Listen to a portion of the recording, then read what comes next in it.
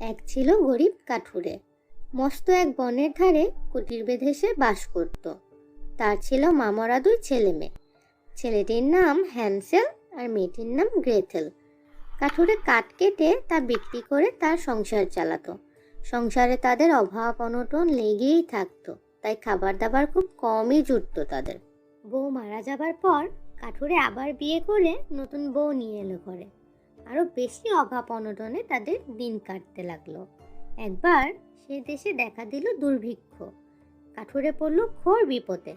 সবার জন্য সে আর খাবারও জোগাড় করতে পারে না, তাই পড়ল মহা দুশ্চিন্তায়।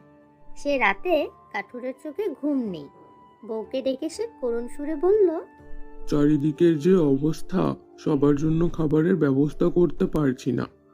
আমাদের কি উপায় হবে বলো তো? নিজেরাই খেতে পাই না, ছেলে মেয়ে দুটোকেই বা কি খাওয়াই। কাঠুরের বউ মনে মনে ভাবলো এই সুযোগ ওই দুটোকে দূর করার। তখন সে কাঠুরেকে বলল, দেখো, আমাদের যে অবস্থা, তাতে আমরা সবাই একসাথে থাকলে সবাইকেই না খেয়ে মরতে হবে। তার চেয়ে একটা উপায় বলছি, শোনো। কাল ভোরে আমরা ওদের নিয়ে বনে যাব। গভীর বনে কাঠকুটো জড়ো করে আগুন জ্বালিয়ে ওদের বসতে বলবো। তারপর এক টুকরো করে রুটি ওদের হাতে গুজে দিয়ে আমরা কাঠ কাটতে চলে যাব। তারা আর পথ খুঁজেও পাবে না, ফিরেও আসতে পারবে না। এভাবে অন্তত তুমি আমি তো বেঁচে থাকবো। কিন্তু কাঠুরে তার বউয়ের কথায় রাজি হলো না। এমন নিষ্ঠুর কাজ সে কিছুতেই করতে পারবে না। সে তার বউকে বলল, এসব তুমি কি বলছো? এমন নিষ্ঠুর কথা তুমি ভাবলেই কি করে? আমার প্রাণ থাকতে আমি ছেলে মেয়েকে বনে ছেড়ে আসতে পারবো না। বনের জন্তু জানোয়ার ওদের খেয়ে ফেলবে। কাঠুরের বউ তখন বলল, আরে এমন করে চলতে থাকলে চারজনকেই না খেয়ে মরতে হবে। তুমি তো বেশি রোজগারও করতে পারছো না, না হলে আমি এমন কথা বলতাম নাকি? আমার বুদ্ধি শোনো, অন্তত এভাবে তুমি আমি তো বেঁচে থাকবো। বউ এমন ঘ্যান জ্ঞান শুরু করলো যে শেষ পর্যন্ত কাঠুরেকে বউয়ের কথায় সায় দিতে হলো। হ্যান্সেল আর গ্রেথেল তাদের বিছানায় ছটফট করছিল। তাদের পেটে প্রচণ্ড খিদে ছিল, তাই তাদের ঘুম আসছিল না। সৎমার সকল কথাগুলো তারা শুনতে পেল। ছোট্ট গ্রেথেল কেঁদে উঠে হ্যান্সেলকে বলল, ভাইয়া, এবার আমাদের মরতে হবে। সৎমা আমাদের কালকে বনে রেখে আসবে, আর বনের জন্তু জানোয়ার আমাদের খেয়ে নেবে। হ্যান্সেল বোনকে সান্ত্বনা দিয়ে বলল, কাঁদিস না গ্রেথেল, আমাদের কিছুই হবে না। আমি একটা উপায় ঠিক বের করব। তুই কোনো চিন্তা করিস না, আমার উপর বিশ্বাস রাখ। বাবা মা ঘুমিয়ে পড়লে হ্যান্সেল নিজের ছোট্ট কোটটা গায়ে চাপিয়ে নিল। তারপর চুপি চুপি ঘর থেকে বেরিয়ে দরজা খুলে বাইরে এলো।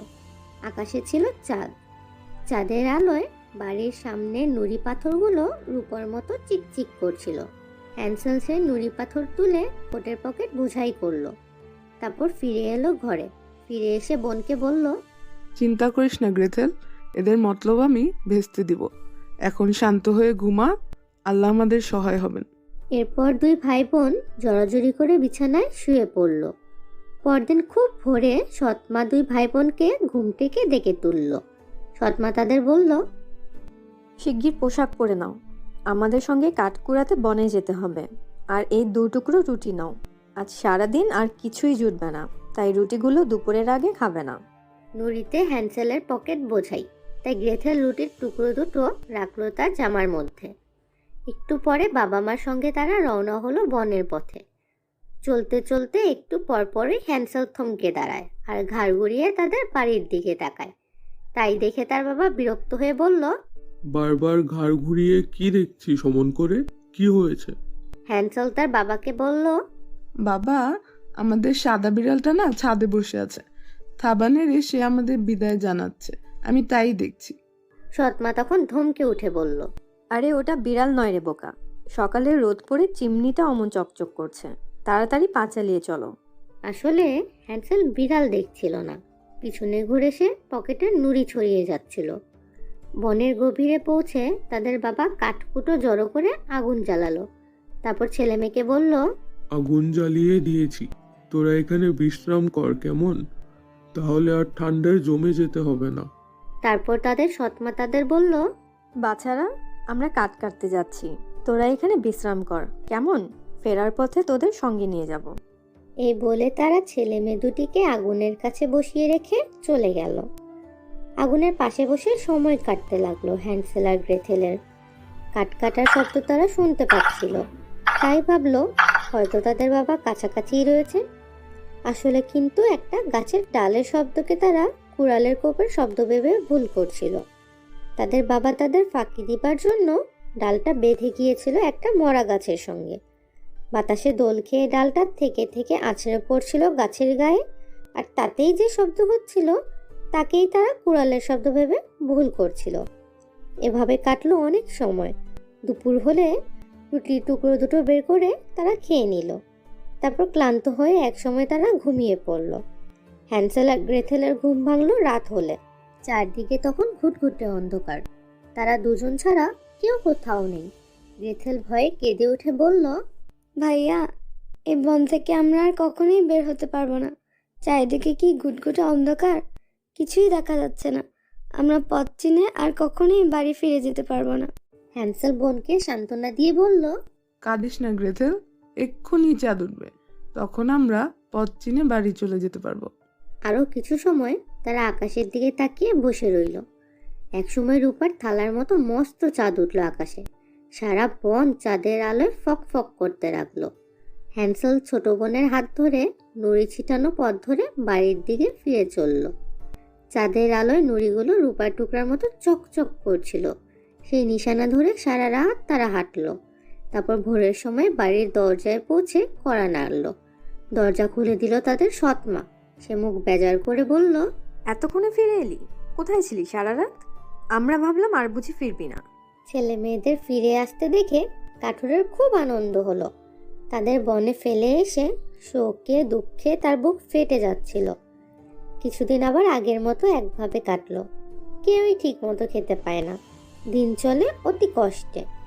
এক রাতে বিছানায় শুয়ে হ্যান্সেল আর গ্রেথেল শুনতে পেল সৎমা তাদের বাবাকে বলছে, ওগো শুনছ, ঘরে যে অর্ধেক রুটি ছাড়া আর কিছুই নেই। এখন আমাদের কি উপায় হবে? ছেলে মেয়ে দুটোকে না তাড়ালে আমরা যে আর বাঁচতে পারবো না। তার চেয়ে বরং শোনো, এবারে ওদের বনের মধ্যে এমন জায়গায় নিয়ে যেতে হবে যেখান থেকে ওরা আর কোনো দিনও ফিরে আসতে পারবে না। শোকে দুঃখে বুক ভেঙে যাচ্ছিল কাঠুরের। সে চাইছিল যা জোটে তাই ভাগ করে খেয়ে সবাই মিলে একসঙ্গে থাক। কিন্তু বউ তার কোনো কথাই শুনল না। তার এক কথা, বাচ্চা দুটোকে বাড়ি থেকে তাড়াতেই হবে। কাঠুরে প্রথমবার বউয়ের কথা শুনেছিল, তাই এবারেও সে তার কথা শুনে নিতে বাধ্য হলো। বাবা মায়ের কথা শুনে গ্রেথেল কাঁদতে লাগলো। তাকে সান্ত্বনা দিয়ে হ্যান্সেল বলল, তুই কোনো চিন্তা করিস না গ্রেথেল, আমি আগের বারের মতো এবারও পকেট নুড়ি বোঝাই করে নিব। বাবা মা যখন ঘুমিয়ে পড়লো, সে চুপি চুপি দরজার কাছে গেল নুড়ি গোড়াতে। কিন্তু দেখলো দরজা বন্ধ, সৎমা তালা দিয়ে রেখেছেন। তার আর বাইরে যাওয়া হলো না। ফিরে এসে বোনকে সে বলল, ভয় পাস না গ্রেথেল, ঘুমিয়ে পড়, আল্লাহ আমাদের সহায় হবেন। ভোরে সৎমায়ের ডাকে তাদের ঘুম ভাঙলো। সে এক টুকরো রুটি দুভাগ করে তাদের দুজনের হাতে দিল। হ্যান্সেল রুটিটা পকেটে রেখে দিল। বনে যাবার সময় হ্যান্সেল রইল সবার পেছনে। সে রুটির টুকরো ভেঙে ভেঙে মাটিতে ফেলতে লাগলো। কাঠুরে বিরক্ত হয়ে হ্যান্সেলকে বলল, তুই বারবার এদিক ওদিক তাকাচ্ছিস কেন? হ্যান্সেল বলল, বাবা, আমাদের পোষা বন পায়রাটা না ছাদে বসে আছে, বক বকম করে সে আমাদের বিদায় জানাচ্ছে। ধমকে উঠে সৎমা বলল, বন পায়রা না অন্য কিছু, চিমনিতে রোদ পড়ে চকচক করছে। হ্যান্সেল নিজের মনে চলতে লাগলো। বাবা মাকে বুঝতে দিল না যে সে পথে রুটির টুকরো ছড়িয়ে চলেছে।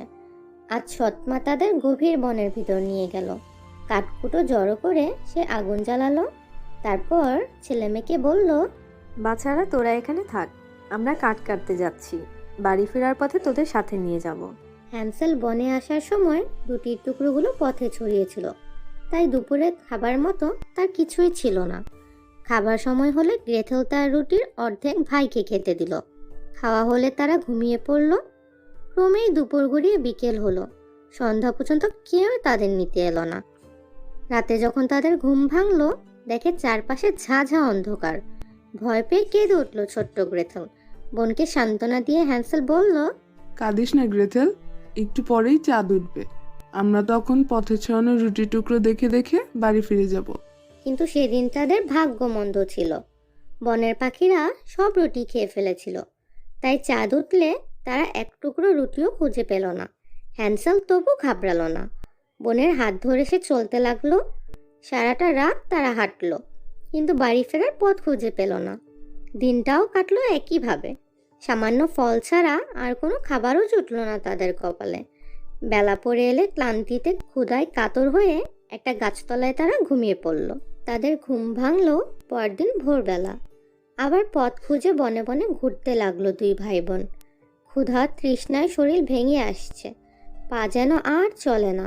তারা বুঝতে পারলো বন থেকে বের হবার পথ কেউ দেখিয়ে না দিলে তাদের আর বাঁচার আশা নেই। এমন সময় তারা দেখলো ছোট্ট সুন্দর একটা পাখি গাছের ডালে বসে মিষ্টি সুরে গান গাইছে। গান গেয়ে গেয়ে পাখিটা এক গাছ থেকে আরেক গাছে ঘুরতে লাগলো, আর গান শোনার জন্য তারাও চললো পাখিটার পেছন পেছন। এমনি করে চলতে চলতে এক সময় তারা একটা বাড়ির সামনে এসে পৌঁছলো। হ্যান্সেল কাছে গিয়ে দেখে বাড়িটা রুটি দিয়ে বানানো, চাল ছাওয়া হয়েছে খড়ের বদলে কেক দিয়ে, আর জানালাগুলো তৈরি চকলেটের। হ্যান্সেল তা দেখে খুশি হয়ে বোনকে বলল, অনেক দিন পর পেট ভরে খাওয়া যাবে, আয় শুরু কর। বাড়ির চালে আমি কামড় বসাচ্ছি, তুই শুরু কর চকলেটের জানালা দিয়ে। তারা সবেমাত্র এক কামড় করে মুখে পুড়েছে, এমন সময় বাড়ির ভিতর থেকে কার যেন খুনখুনে গলা ভেসে এলো। কে রে আমার বাড়ি ঝাঁকায়, কে ওখানে? হ্যান্সেল আর গ্রেথেল উত্তর করলো, স্বর্গ থেকে আসা বনের বাতাস। চমৎকার স্বাদের খাবার খেয়ে তাদের আর অন্য কোনো দিকে খেয়ালই রইল না। হ্যান্সেল ভেঙে নিয়েছে চালের এক টুকরো, আর গ্রেথেল জানালার এক টুকরো কুটুর মুটুর করে চিবিয়ে চলেছে।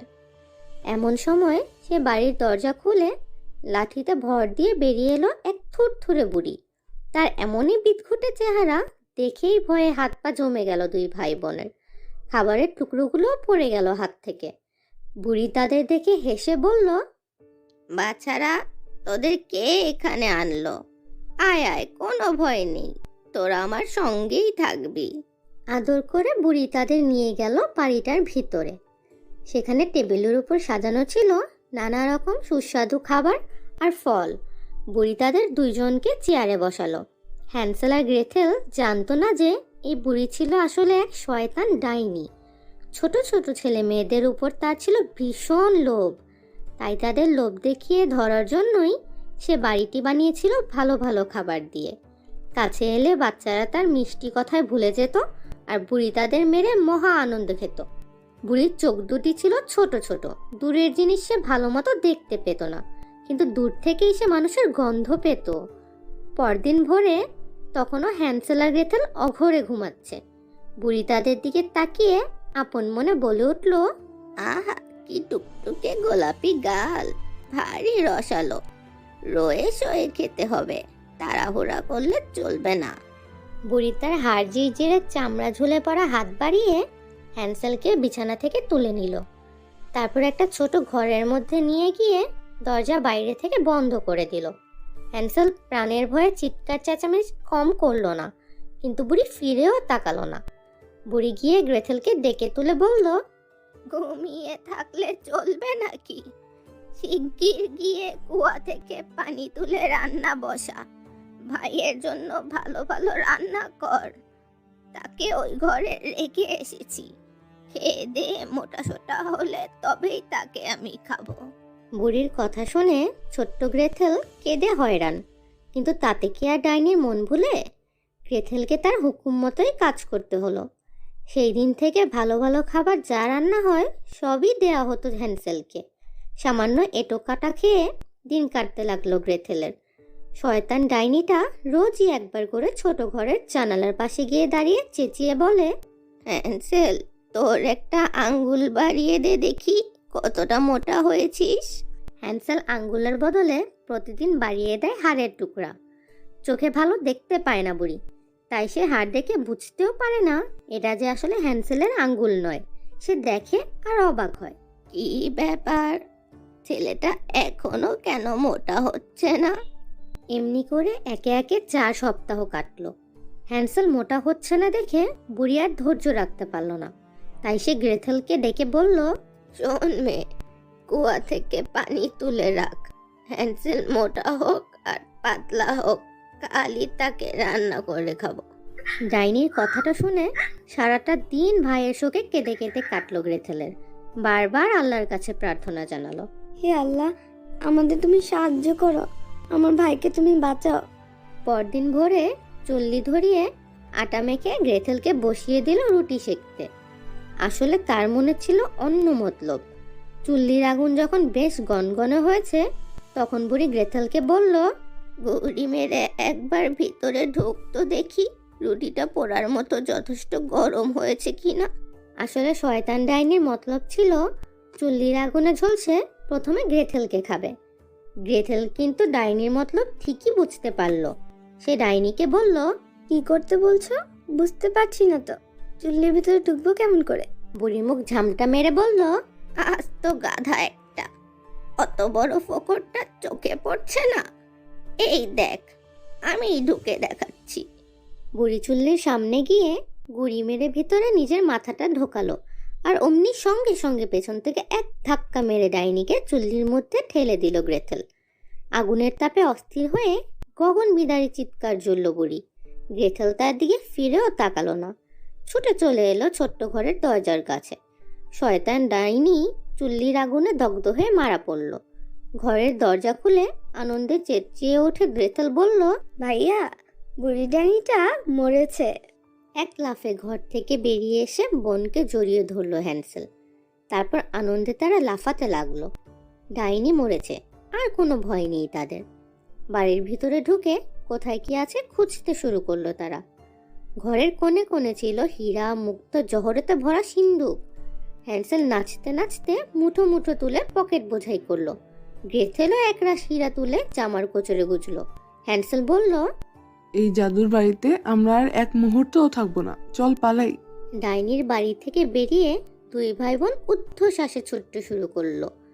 বনের মধ্যে দিয়ে ছুটে এসে তারা পৌঁছালো এক নদীর তীরে। হ্যান্সেল বলল, সর্বনাশ, এই নদী আমরা পার হব কি করে? নদীর পানিতে একটা সাদা হাঁস সাঁতার কাটছিল। তাকে দেখিয়ে গ্রেথেল বলল, হাঁসকে বলে দেখি যদি পিঠে করে আমাদের পার করে দেয়। সে চেঁচিয়ে বলল, ও ভাই হাঁস, ফুল নেই, শাকও নেই, হ্যান্সেল আর গ্রেথেলকে পিঠে করে নদীটা পার করে দাও না। ডাক শুনে হাঁস এগিয়ে এলো, কিন্তু তাদের দুজনকে একসঙ্গে পিঠে নিতে সে রাজি হলো না। তাই তারা এক এক করে নিরাপদে নদীর অন্য পারে পৌঁছলো। হ্যান্সেল বলল, আরে দেখ তো গ্রেথেল, এই বোনটা কেমন চেনা চেনা মনে হচ্ছে না? গ্রেথেল বলল, হ্যাঁ, আমারও তাই মনে হচ্ছে, চলো সামনে এগিয়ে গিয়ে দেখি। খানিকটা হেঁটে এসেই তারা দেখলো দূরে তাদের বাড়ি দেখা যাচ্ছে। আনন্দে তারা লাফিয়ে উঠে ছুটতে ছুটতে গিয়ে বাইরের ঘরে ঢুকে তাদের বাবার কোলে ঝাঁপিয়ে পড়ল। দুষ্ট সৎমা খেতে না পেয়ে আগেই মরেছিল। হ্যান্সেল আর গ্রেথেল সঙ্গে করে যত হীরা আর জহরত এনেছিল সব তুলে দিল তাদের বাবার হাতে। এরপর তাদের সব অভাব ঘুচল। পরম আনন্দে তাদের দিন কাটতে লাগলো। ঘুমপাড়ানি মাসি পিসি, মোদের বাড়ি এসো, মজার মজার গল্প শোনাবো, শুনবে যদি এসো।